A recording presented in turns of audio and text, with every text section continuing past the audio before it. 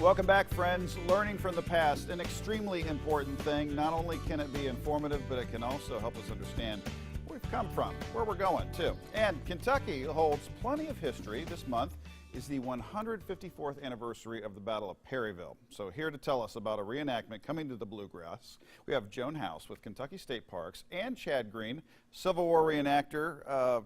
Folks, good to have you here. Thank you. Thank you. Looks like you stepped right out of 1860 something. This is wonderful. Well, good. That's what we're going for. That's the goal, right? Yes, and, it is. And the authenticity that reenactors are putting into their kit, phenomenal. Yeah. Educational, great for us, and really helps you. I mean, turn back time.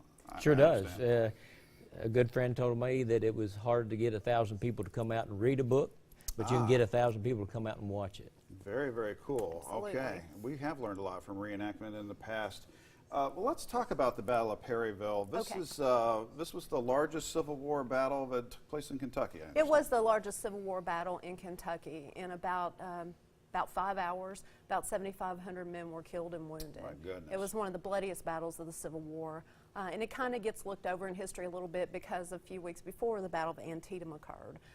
But with the Union victory at Perryville, it really secured the state for the Union forces, opened up the L&N Railroad, opened up the Ohio River, and really allowed Union forces to kind of kick off into the southern campaigns of the Deep South that you saw Sherman invading in 1864 into the Deep South. So Kentucky was pivotal, very much so. Yeah, so this was an attempt, and where did things end up at this point then? Where do we go from here in the timeline of the Civil War? Well, in Kentucky, the big battles were over. Okay. You had Union occupation of the state and martial law declared in 1863.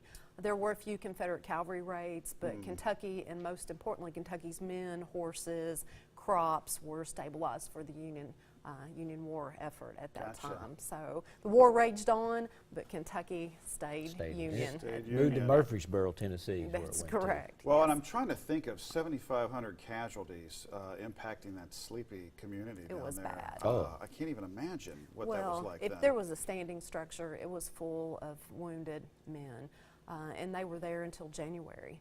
Deaths occurred in Perryville up until January from starvation and a lot of disease and infection. So it was this little tiny town, and all of a sudden Godzilla showed up and stomped on it. So. Yeah, Danville doubled in population overnight. Yeah. I can imagine. Oh, yeah.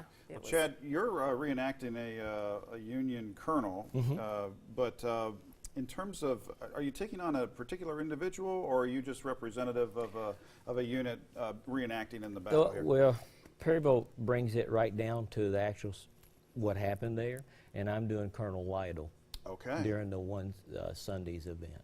And then on Saturday, I'm doing a different one.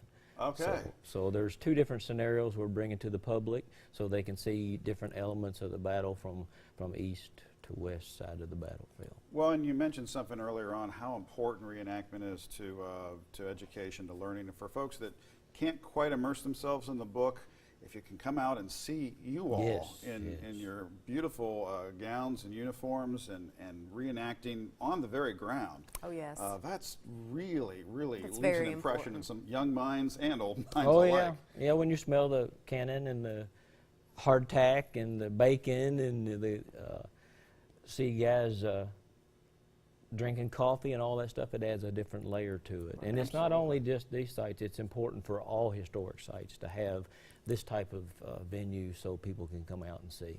Well, and what I love too about visiting the reenactment is that you all have the camp set up as well. We so do. when you get there, you can get a sense of camp life and then hang around for a while, and you're learning the entire time, having a great time, might I add, and then you guys form up and actually reenact the battle. Yeah, they march into battle. Things get pretty exciting. We're very fortunate that we have the individuals we have at Perryville, Kurt and Joni, the historians and preservationists. We can pretty much tell where every soldier was for every 15 minutes. Oh my goodness. So it makes it very easy for us as reenactors because history was already written for us and we're just kind of recreate it.